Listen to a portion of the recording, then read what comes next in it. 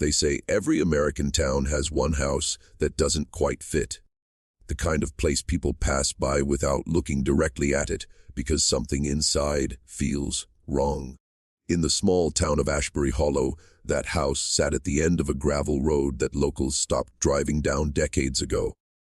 Windows boarded shut, roof half collapsed. Yet a single light still glowed behind the curtains. No one could say who lived there now, but everyone remembered who used to. The Krowe family. A name once spoken with pride, now barely whispered at all. They'd come to Ashbury in the 1800s, buying up farmland and building what they called a legacy. But behind their wealth, their carefully posed family portraits, their polished Sunday smiles, there were secrets too deep for daylight. People said they kept to themselves. People said they had their reasons. People didn't ask questions. Until one night, a child ran out of that house barefoot and screaming. The sheriff who found her said she wouldn't speak for days. When she finally did, her words didn't make sense. Or maybe they made too much sense for anyone to believe. She said, "They said the blood was wrong." She said, "They said we had to stay clean." And when the sheriff tried to ask who they were, she only pointed back toward the house, toward the dark windows, toward everything her family had built. The next morning, the Krowe property was abandoned. The family was gone, vanished as if the earth had swallowed them. And for decades, no one dared to look for them, until a historian, someone like me, stumbled upon the letters, faded paper sealed with wax, hidden in the attic of a farmhouse 3 towns over. The letters were dated from the early 1900s, the handwriting familiar, the name signed at the bottom unmistakable. It was a Krowe. That's when I realized the truth. The Krowes didn't vanish. They buried themselves, in paper and blood, and in silence. What I found inside those letters would change everything I thought I knew about family, legacy, and what people are willing to do to keep their secrets from dying. The first letter was dated November 12, 1903. It began with a single line that chilled me to my bones. They told us to marry within, so the blood would never forget where it came from. The handwriting was shaky, the ink smudged as if written in panic. The author was a woman named Eleanor Krowe, the matriarch of the family, known in local records for her charity work and Sunday sermons. But what the records didn't say, what this letter whispered between every uneven stroke, was that Eleanor wasn't writing to a friend or a lover. She was writing to herself. She described rituals at the house, quiet ones, performed at night when the town was asleep. The family gathered in the parlor beneath portraits of their ancestors, each painting watching with glassy, judgmental eyes. A small silver cup passed from hand to hand. Each sip was taken to preserve the line. She wrote of children being born pale and fragile, some never making it past a few months. Yet the family carried on the same tradition, generation after generation. Eleanor's words painted a portrait of a family so obsessed with purity that they forgot what humanity was. Her husband, Thomas, enforced the rules. No strangers, no outsiders. He claimed it was God's will. But the way Eleanor wrote, you could tell. Even she didn't believe it anymore. She was terrified of her own home. And then she wrote something that stopped me cold. If they find out what I've done, they'll bury me beneath the others. That line, beneath the others, appeared 3 more times in later pages, almost like a mantra or a warning. Local historians had always known about the Krowe cemetery, a private plot fenced off behind the house, where generations were buried side by side. But if Eleanor was telling the truth, there might have been more graves, ones the records never listed. When I visited what was left of the Krowe property, I saw the cemetery still standing.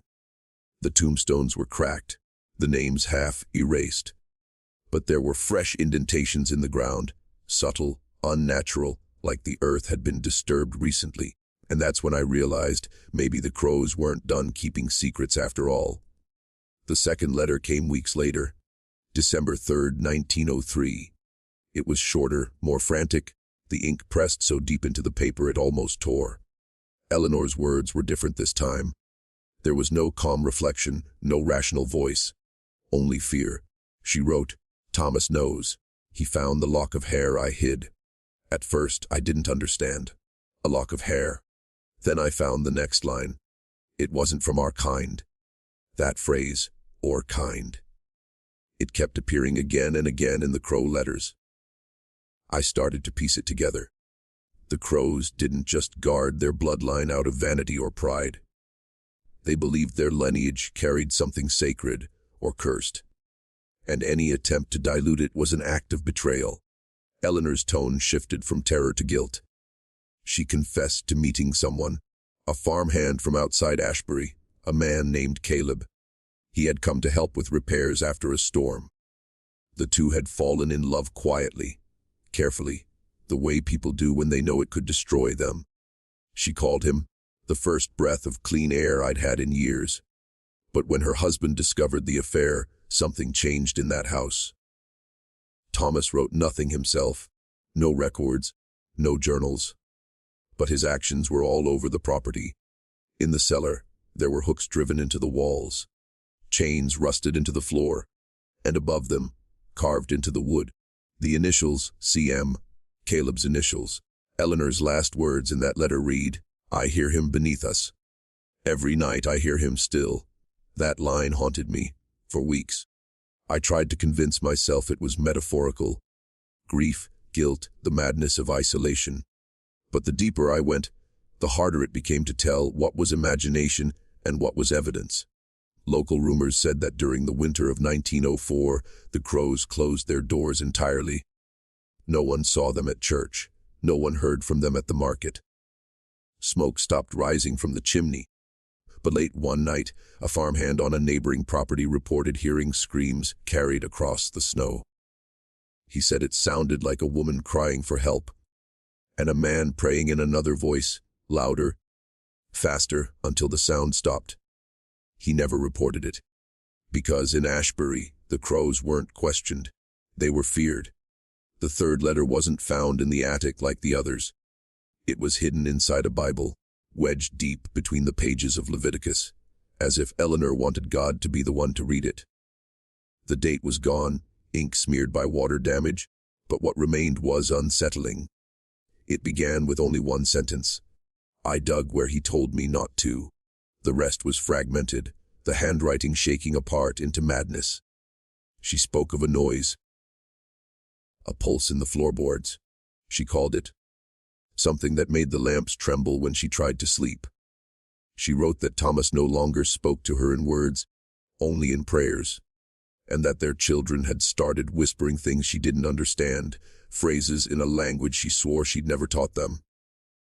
She mentioned one child by name, Abigail. 10 years old.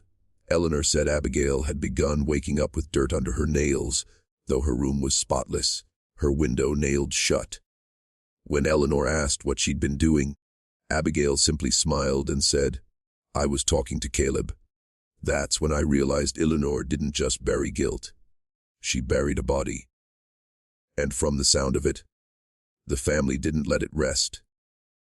Eleanor wrote about Thomas leading the children into the cellar, forcing them to kneel, forcing them to listen to the earth. She described hearing voices from below, whispers rising through the cracks of the floorboards, begging, warning, praying. At first, she thought it was her mind breaking, but then she saw Thomas start answering back. The last line was barely legible, scratched into the paper, not written. He said we must feed the roots, or they'll come for us all. Roots. That word appeared in later family records, scrawled into the margins of birth certificates, wills, even sermons from the local church. The Krowes had replaced their God with something older, something they believed was living beneath them. When I looked at the land deeds from that era, a pattern emerged. The Krowe property sat directly atop one of the oldest burial grounds in the county, dating back to before Ashbury Hollow even had a name. Indigenous graves, forgotten, paved over, claimed by settlers who thought their blood was the only kind that mattered. Maybe the Krowes weren't just protecting their bloodline. Maybe they were trying to keep something buried. By the time I reached the fourth letter, the paper itself felt wrong, brittle, almost waxy, like skin. The date, February 1904. The tone, desperate. This wasn't the voice of a woman holding on to faith anymore. It was the voice of someone trying to survive her own home. Eleanor wrote that Thomas had begun sealing rooms shut. The nursery first, then the attic, then her own parlor. He called it purification. She called it imprisonment. Every night, she said, he would light a single candle, set it in the hallway, and whisper to the shadows until it burned out. Sometimes, when she pressed her ear to the door, she swore she could hear other voices whispering back. Familiar ones. But the most disturbing part wasn't what she heard. It was what she saw. Eleanor said Thomas had begun keeping records. Strange diagrams drawn in chalk on the cellar floor. Circles intersected by dozens of lines, each marked with the names of their ancestors. She described a center circle labeled the origin. That word, origin, would later appear on a tombstone no one in town had ever noticed before, half buried behind the Krowe family plot. No first name, no dates. Just that single word. She said the children had become pale and quiet. They moved together now, spoke together, even ate together in silence. And when she tried to take them away, tried to run, Thomas stopped her at the edge of the woods. He told her something she couldn't forget. There's nowhere else to go. The blood remembers where it belongs. That line struck me because it wasn't just madness. It was doctrine. Generations of isolation had twisted into religion. They weren't keeping secrets anymore. They were worshipping them. Eleanor's letter ended with an unfinished thought. If anyone finds this, don't look for the others. There, the ink blood out there, smeared by what looked like tears. But on the back of the paper, faintly, another hand had written something in pencil. Firmer, colder, we found her. She understands now. That wasn't Eleanor's handwriting. It was Thomas's. When I read that, I realized this wasn't just a woman's descent into madness. It was documentation, a record of control, ritual, and fear passed down like inheritance. And somehow, those rituals didn't die with them. Because in 1972, nearly 70 years later, construction workers unearthed the Krowe cellar during a road expansion project. And what they found down there made even the sheriff's deputies refuse to enter.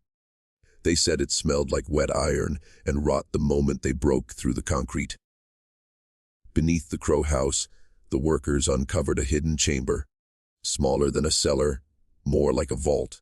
The walls were stone, carved by hand, and the air inside was heavy, almost alive. One of the men described it as breathing. Inside that chamber were 7 coffins. 6 were arranged in a perfect circle. The 7th sat in the center. Each was unmarked. No names, no dates. Just the faint outline of the same symbol Eleanor had once described. The intersecting circles, the word origin scratched into the lid. When authorities opened the first coffin, they expected bones. Instead, they found something far stranger. Fragments of hair, fabric, and soil. Layers of earth carefully packed around a small porcelain doll. It wasn't a burial. It was a ritual. But the central coffin, that one was different. Larger, newer, sealed with nails so corroded they looked black. When they pried it open, the men stepped back immediately. Because it wasn't empty. Inside lay what appeared to be the preserved remains of a woman. Not decomposed, preserved. Her skin waxy, her eyes open, staring. Her hands clutched something tight against her chest. A bundle of letters, bound with a red ribbon. The sheriff ordered the site sealed. The state took over within a day. No reports were filed. No autopsy ever made it into the record. But one of the workers, years later, told his son what he'd seen. And that story eventually found its way to me. He said the woman's lips were parted, as if she'd been trying to speak. And carved into the underside of the coffin lid, hidden from view unless someone pried it open, were words scratched by fingernail, "Do not wake the roots." That phrase sent me down another path entirely, through old court records, land deeds, even medical logs. And I found something chilling. Every generation of the Krowe family had at least one child who died mysteriously or simply disappeared. The official causes ranged from fever to accidents, but the timing was always the same: late winter when the ground froze deep. Locals began saying the family had made a pact. Others whispered they were cursed. But the truth, I think, was something much darker. They believed death was payment. Payment to something older than their name, something they had dug up and couldn't put back. And the worst part, the records show one surviving heir, a great-granddaughter last seen in 1981, living quietly under another name, not far from where the Krowe house once stood. If you're still watching, you're already braver than most. Tell us in the comments, what would you have done if this was your bloodline? I found her name in a hospital record from 1981, Margaret Ann Cole, but the handwriting in the admission file was wrong, too neat for a nurse's note. And the address listed. It was the same location as the old Krowe farm, the one the county records claimed had been demolished decades earlier. When I tracked down what stood there now, it wasn't a house. It was an assisted living facility. Quiet, private, hidden behind a grove of dying oak trees. The staff said they'd never heard of a Margaret Cole. But when I described her, one of the nurses hesitated. Then she said, "There's a woman here who never gives her last name. Came in years ago. Never leaves her room." She took me down a narrow hallway that smelled faintly of antiseptic and old wood. Room 9. The door was half open. Inside, an elderly woman sat in a chair facing the window, her hair long and silver, her skin pale as parchment. When I said her name, she didn't answer. But when I said, "Krowe," she flinched. Slowly, she turned to face me. Her eyes were sharp, unfocused, the eyes of someone who's seen too much and learned not to speak of it.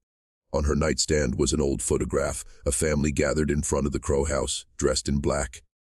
I recognized Eleanor, Thomas, the children. But at the edge of the frame stood a figure the others didn't seem to see. A tall shape, blurred, half in shadow, its hand resting on Thomas's shoulder. I asked the woman where she'd found the photo. She said it had always been there.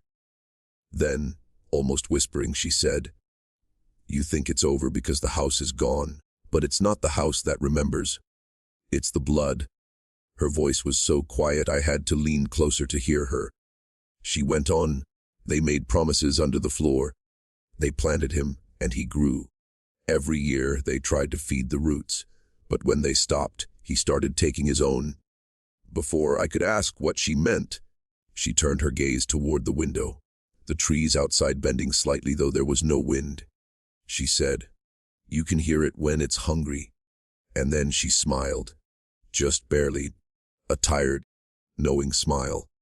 "You shouldn't have come here." When I looked back down at the nightstand, the photograph was gone. In its place, an old, folded letter sealed with red wax. The initials were unmistakable EK. I opened the letter that night in my car, under the flickering streetlight outside the facility. The paper was fragile, yellowed, and smelled faintly of soil. Inside were only a few lines, written in that same uneven script I'd come to recognize as Eleanor's. "The roots remember the voice that feeds them. They do not forgive silence. If you find this, it means the hunger has moved beyond the house." I read it again and again, hoping it would make sense, that it was just the rambling of a dying mind. But when I turned the paper over, I found something else, a map, hand-drawn, crude, but unmistakable. It showed the layout of the Krowe property as it had been in the early 1900s. The cellar, the orchard, the family cemetery, and then, beyond the marked graves, a single word scrawled in the dirt, colored int, below. The next day, I went back to the site. The old road leading there was nothing more than a narrow path now, half swallowed by weeds. The air was heavy, too still. When I reached where the house had once stood, all that remained were its foundations, cracked stone outlines overgrown with roots thick as wrists. I stood in what would have been the parlor, the place Eleanor said the family gathered for their rituals. The ground beneath my feet felt soft wrong, like it was breathing. I followed the map to the cemetery. Most of the graves were unreadable, weathered down by a century of rain and neglect. But the earth looked disturbed again. Shallow mounds where it should have been level. And in the center, just like the drawing, was a patch of bare ground with no marker at all. When I stepped closer, I heard it. A sound I can't fully describe. Not a voice, not an animal, but a vibration. Low, steady, pulsing through the soil. It was faint at first, like the echo of something far below. But the longer I listened, the clearer it became. A rhythm, a heartbeat. And then, faintly, from the trees behind me, a whisper. My name. I froze. The woods were empty, no wind, no movement. But the whisper came again, softer, closer this time, as if rising from the ground itself. I don't remember running back to the car. I don't remember starting the engine. But I remember the last thing I saw in the rearview mirror. The trees behind me bending, not from wind, but from something moving underneath them. That night, I couldn't sleep, because when I closed my eyes, I kept hearing that pulse, slow, patient, waiting. For weeks, I told myself it was imagination, the mind filling silence with superstition. But the more I tried to move on, the more the crows followed me. The pulse wasn't only in my dreams now. I started hearing it in the walls of my home, faint and irregular, like something alive behind the plaster. I changed outlets. I shut off the water. It didn't stop. I began digging deeper into local archives, chasing facts that could explain what was happening.